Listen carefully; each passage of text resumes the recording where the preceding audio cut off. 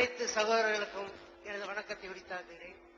ஐயா, தங்கள் உரையில அரசர்கள் வலுக்கட்டாயமாக மதமாற்றம் செய்யணும்னு சொன்னீங்க. ஆனா அவுரங்கசீப் இருந்தாரு, அவர் காலத்தில் என்ன அட்டுழி செஞ்சாரு. ஆனா அதை சேர்ந்த நேர்மையாளர், பண்பாளர், ஆட்சியில ரொம்ப நல்ல கண்மாறி இருந்தார், எந்த அப்பழுக்கும் சொல்ல முடியாது. ஆனா இந்துக்களை பதிச்சுட்டு வலுக்கட்டாயமா மாத்திர பயங்கரமா சேர்த்தாரு, எல்லாம் முஸ்லீம்களா இருந்தாரு. அதுல பாத்தீங்கன்னா ஏகப்பட்ட பிரிவுகள், தக்கான முஸ்லீம்கள், லப்பைகள், ராவுத்தர்கள், பட்டாணிகள், சாய்ப்புகள், இந்த மாதிரி பல பிரிவுகள் அவர் தான் உண்டாக காரணமாக நான் நினைக்கிறேன். அது மட்டும் இல்ல, அக்பர் சன்னி பிரிவை சேர்ந்தவர். அவருடைய மகன் ஜஹாங்கீர், அவருடைய மகன் ஷாஜகான், அவருடைய மகன் அவுரங்கசீப். இவர் சியா பிரிவான், அவர் சன்னி பிரிவான். இந்த பிரிவுகள் எந்த விதத்துல எப்படி அந்த பிரிவுகள் உருவாச்சு? அது மட்டும் இல்ல, இந்த முஸ்லீம்ல இந்த இந்தியாவில எத்தனை பிரிவுகள் இருக்குது. இந்த முஸ்லீம் இந்த ஈரான் ஈராக் நாடுகள்ல அங்க வாழக்கூடிய முஸ்லீம்களை உயர்வாகவும் மற்ற நாடுகளில் வாழக்கூடிய முஸ்லீம்களை தாழ்வாகவும் அவங்க கருதுறதாக நான் செய்வழியா கேள்விப்பட்டேன். இது உண்மையா? இது தகுந்த வணக்கம். முஸ்லீம் மன்னர்கள் பிற மத மக்களை கொடுமையெல்லாம் படுத்தல, அவங்க ஆட்சி பண்ணாங்க அப்படின்னு சொன்னீங்க. ஆனா அவுரங்கசீப் இருந்தார் இல்லையா, அவர் இந்துக்களை ரொம்ப கொடுமைப்படுத்தினாரு. நேர்மையா ஆட்சி பண்ணா கூட அவர் இந்துக்களை ரொம்ப கொடுமைப்படுத்தினாரு. அது ஒரு கட்டாய மதமாற்ற மாதிரி உள்ளதுதானே என்ற ஒரு அர்த்தத்திலையும், இந்த பிரிவுகளை அவர் தான் உண்டாக்குனாரு, மறைக்காரு, லாவுத்தரு, லப்ப, இந்த மாதிரி பிரிவுகளை எல்லாம் அவர் தான் உண்டாக்குனாருங்கிற மாதிரியும் அவங்க கேட்கிறாங்க. அவுரங்கசீப் சம்பந்தமாக சொல்லப்படுற குற்றச்சாட்டுகளும் அவ்வளவும் பொய், வரலாற்றுல கிடையாது. அவுரங்கசீப் எத்தனை கோயில்களுக்கு மானியம் கொடுத்திருக்கிறார், ஆட்சியில் இருக்கும் பொழுது எத்தனை கோயில்களுக்கு மானியம் கொடுத்திருக்கிறார் என்பதற்கு கூட ஆதாரங்கள் இருக்கிறது.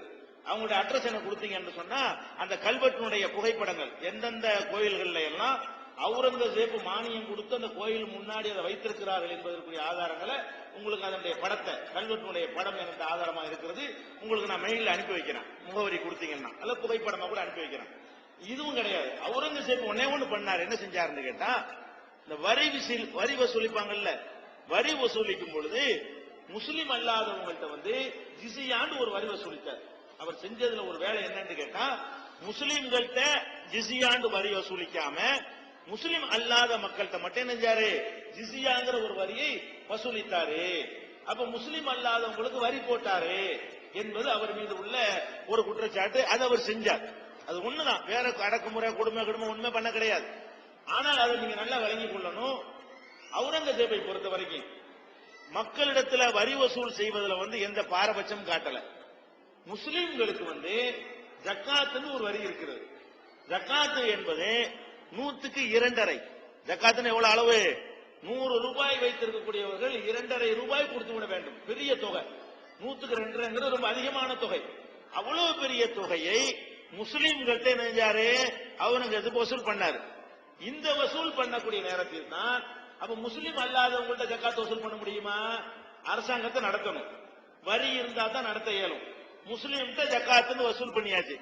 முஸ்லிம் அல்லாத இந்துட்டு போய் ஜக்காத்து கொடுன்னா மதத்தை திணிப்பதாக ஆகிவிடும். இஸ்லாம் மதத்தில் உள்ள ஒரு சடங்கை, ஒரு வரியை இந்துக்கள் மீதோ கிறிஸ்தவர்கள் மீதோ திணிக்க முடியாது. அவர் என்ன பண்ணல, முஸ்லிம்கள்ட்ட ஜக்காத்துன்னு வாங்கினாரு. முஸ்லிம்கள் 100க்கு 2 அள்ளி அள்ளி கொடுக்கறாங்க. இந்துக்கள்கிட்ட எந்த வரியும் இல்லை. இந்து அல்லாத வேற சமுதாய மக்கள்கிட்ட வரி வாங்கல. அப்ப என்ன பண்றாரு, இவங்களுக்கு மதத்தை திணிச்சதாக வந்துடக்கூடாது என்பதற்காக வேண்டி அவங்களுக்கு ஒரு நிர்ணயிக்கப்பட்ட ஒரு தொகை, முஸ்லிமா இருந்தா அவன் ஜக்காத்து கொடுத்துடணும் கணக்கு பண்ணி, முஸ்லிம் அல்லாதவர்களா இருப்பார்களே ஆனால் தலைக்கு இவ்வளவு கொடுத்துடணும் அப்படின்னு சொல்லி ஒரு வரியை விதிச்சாரு. அது இந்த 2.5% இல்ல, ரொம்ப ரொம்ப குறைவு. ஒரு ஒரு தீனார், அதாவது சொல்ல போனீங்கன்னா ஒரு வருஷத்துக்கு 100 ரூபாய் கணக்கு, ஒரு வருஷத்துக்கு இன்னைய கணக்குல 100 ரூபாய் ஒரு வருஷத்துக்கு கணக்குல வசூலிச்சாரு. முஸ்லிம்கிட்ட வசூலிச்சது பல ஆயிரங்கள் வரும். 100க்கு 2 கணக்கு பாத்தீங்கன்னா பல ஆயிரங்கள் வரும். அப்ப முஸ்லிம்கள்ட்ட ஜக்காத்துங்கிற பேர்ல வசூலிச்சாரு. முஸ்லிம் அல்லாதவங்கள்ட்ட ஜிசியான் வசூலிச்சாரே தவிர அவர் முஸ்லிம் அல்லாதவங்கள்ட்ட வரியை வாங்கிட்டு முஸ்லிமுக்கு வரி இல்லைன்னு அவர் ஆக்கல. இதே வரியை விதிக்காம வேற ஒரு விதியை விதிச்சார். எதுக்காக வேண்டி? இஸ்லாத்தை திணிச்சுட்டாங்கன்னு வரக்கூடாதுங்கிறதுக்காக வேண்டி அப்படிதான் பண்ணாரே தவிர அவர் இந்த கொடுமைப்படுத்துறது, இந்துக்களை நசுக்கிறதுனா இல்ல. பர்ஃபெக்டா அவர் வாழ்ந்தார். இந்த அந்தப்புறம் வச்சுக்கிறாத ஒரு ஆள். முஸ்லிம் மன்னர்கள்ல அந்தப்புறத்துல பொம்பளையில ஜாலியா இருந்தாங்க இல்ல, அந்த வேலை அவர் பண்ணல, அரசாங்கத்துடைய நிதியை அவர் தொடல, அவர் சொந்தமா கைத்தொழில் செஞ்சு நெஞ்சாரு, தையல் வேலை செஞ்சு அவர் வாழ்ந்து கொண்டாரு, அரசாங்கத்துடைய கஜானாவை தொடல, அந்த மாதிரி வாழ்ந்திருக்கிறாரே தவிர பர்ஃபெக்டா அவர் வாழ்ந்தார் தன் அளவில். அப்ப தன்னளவில் பர்ஃபெக்டா வாழ்றவன் ஒரு சமுதாயத்தை கொடுமைப்படுத்துவானா? அதுவே ஒரு முரண்பாடு. இவ்வளவு கூட அடுத்தவன் காசை தொடக்கூடாது, அடுத்தவன் பொருளை தொடக்கூடாது என்கிற அளவுக்கு ஒருத்தர் அரசாங்க பணத்தை கூட தொடக்கூடாதுன்னு இருக்கக்கூடிய ஒரு ஆளு ஒரு சமுதாயத்தை கொண்டு எப்படிங்க அழிப்பாரு? கரெக்டா தன்னளவில் எல்லா வகையிலும் ஒழுங்கா நடக்கக்கூடிய ஒரு ஆள் கண்டிப்பா அப்படி செஞ்சிருக்க மாட்டாரு. அதுவும் வெள்ளையர்கள் கட்டி விட்டதான். ஜிஸ்யா வசூலித்தது மட்டும் உண்மை, அது மறுக்கவும் இயலாது. அதை வச்சு கொண்டு கட்டி விட்டார்களே தவிர சம்பந்தம் கிடையாது. அதே நேரத்தில் இந்த ராவுத்தர், மறைக்காரு, லப்ப இதெல்லாம் இருக்குல்ல, இதெல்லாம் தமிழ் சொற்கள். இது அவுரங்கசீப் உண்டாகி இருக்க முடியாது. ராவுத்தருங்கிறது அவுரங்கசீப் டெல்லியில வச்சு அவர் ஆட்சி பண்றாரு. அங்க இருக்கிற ஹிந்தி, உருது இந்த மாதிரி மொழி தான் அவர் பேசியிருப்பாரு. அவருக்கு இந்த பாஷையே தெரியாது. ராவுத்தர், மறைக்காயரு இந்த மாதிரி தமிழ் சொற்கள்லாம் அவருக்கு விளங்காது. அப்ப இந்த ராவுத்தர், மறைக்காயர் போன்ற பிரிவுகள் எல்லாம் நம்ம நாட்டுல உண்டானது. எப்படி உண்டானது? எங்க முஸ்லீம் மக்கள் என்ன செஞ்சாங்கன்னா, அரபு நாட்டில இருந்து குதிரைகளை இறக்கி ஆரம்ப காலத்துல பாண்டிய மன்னர்களுக்கெல்லாம் குதிரை சப்ளை பண்ணுவாங்க. குதிரை சப்ளை மட்டும் பண்ண மாட்டாங்க, குதிரைக்கு ட்ரைனிங் கொடுப்பாங்க, குதிரைக்கு பயிற்சி. குதிரையில அரபு நாட்டு குதிரை ரொம்ப சண்டித்தனம் பண்ணும். அது ஒழுங்கான முறையில் ட்ரைனிங் பண்ணி படை வீரர்களுக்கு பயன்படுவதற்காக வேண்டி அதை ஒரு தொழிலாக எங்க அப்பன்பாட்டன்மார்கள் சில பேர் செஞ்சாங்க. இந்த குதிரைக்கு பயிற்சி அளிக்கிறவனுக்கு தமிழ்ல என்ன பேர்னு கேட்டா ராவுத்தன் பேரு. யானைக்கு பயிற்சி அளித்தால் அவனுக்கு பேர் மாவுத்தன் சொல்லுவாங்க. குதிரைக்கு பயிற்சி அளித்தால் அவனுக்கு பேர் என்ன? ராவுத்தன். அப்ப அரபு நாடுகள்ல இருந்து குதிரைகளை இறக்கி அதை நல்லா ட்ரைனிங் பண்ணி பாண்டிய மன்னர்கள்ட்ட, சோழ மன்னர்கள்ட்ட விற்பனை செய்கிற வேலையை யார் செஞ்சாங்க? முஸ்லிம்கள் செஞ்சாங்க. அந்த தொழில் செஞ்சவன் ராவுத்தன் அழைக்கப்பட்டான். அந்த தொழில் செஞ்சதுனால அவனுக்கு பேர் என்னது? ராவுத்தன். அதே மாதிரி நீங்க தங்க இலக்கியங்கள் எல்லாம் கூட இந்த ராவுத்தன்கிற வார்த்தையெல்லாம் வரும். கள்ளழகர் மதுரையில ஆத்துல இறங்குவார, அதுல கூட ராவுத்தர் வருவார். அந்த அந்த குதிரையை ட்ரைனிங் பண்ணவர ராவுத்தர் தான். அதுல கூட வருவார். நீங்க அந்த கதையில பாத்தீங்கன்னா தெரியும். அதே மாதிரி மறைக்கார்னா என்ன? எங்க முஸ்லீம்களுடைய எங்களுடைய முப்பாட்டன்மார்கள்லாம் கடல் வாணிகம் செஞ்சாங்க. கடல்ல இருந்து சரக்குகளை கொண்டு வர்றது, கப்பல்ல கொண்டாந்து இறக்குறது, இங்க கிடைக்கிறது கொண்டு அங்க கொண்டு ஏத்துறது. இந்த மாதிரி அந்த காலத்துல சுங்க இலாக்காவெல்லாம் கிடையாதுல்ல.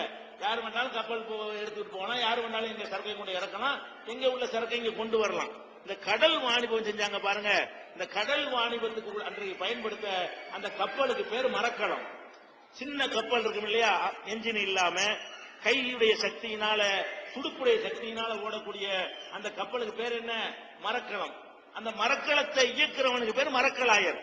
மரக்கலம் இருக்கு இல்லையா, அந்த மரக்கலத்தை ஓட்டி சென்று யார் வியாபாரம் பண்றானோ அவனை மரக்கலாயர்னு சொல்லுவாங்க.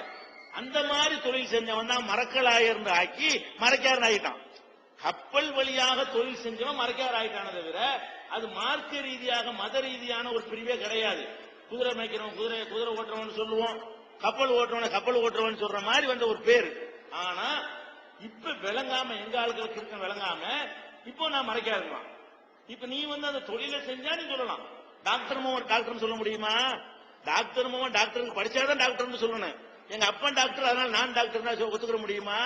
உங்க அப்பா மறக்கலாம் ஓட்டினா நீ ஏண்ட மறைக்கா இருக்கிற உன்னைய நாங்க கேட்கிறோம். இதெல்லாம் சொல்லாத. அந்த காலத்து தொழிலுக்காக இந்த பேரை வச்சாங்க, இதையாண்ட ஒரு பட்ட மாதிரி சொல்லிட்டு இருக்க நிறைய பேர் மாத்திட்டோம். ராவுத்தர் பின்னாடி பேருக்கு பின்னாடி போடுவான். அட உங்க அப்பா குதிரை ஓட்டினா நீ ஓட்டிக்கிட்டு இருக்கிற, நீ எதுக்கு உன்னை போய் ராவுத்தருங்கிற? அப்ப இந்த பேருக்கு பின்னாடி ராவுத்தர் மறைக்காருன்னு போடுவதெல்லாம் தப்பு. இது ஒரு ஜாதி மாதிரி போகுது, ஒழிச்சிருங்க, இஸ்லாத்துல இது கிடையாதுன்னு சொல்லி நாங்கள் பிரச்சாரம் பண்ணி அதை மாத்திக்கிட்டு இருக்கிறோம். இப்படித்தான் இந்த பெயர்கள்லாம் உண்டானது.